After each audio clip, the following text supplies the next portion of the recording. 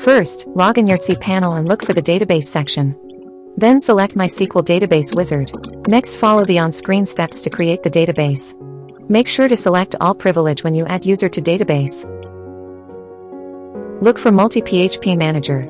In the drop-down, make sure you select the latest PHP version. Now, look for the Multi-PHP INI editor to increase the upload file size and tweak other settings.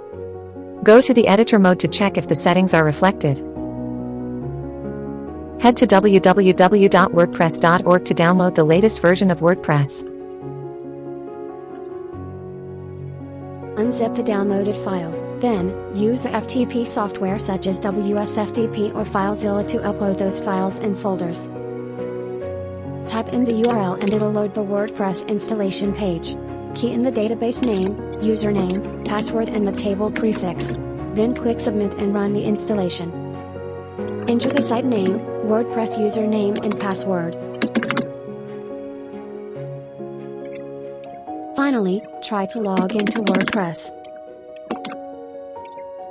Congratulations! You can now start building your own website. Stay tuned for more tips and tricks. In the meantime, you can watch this video,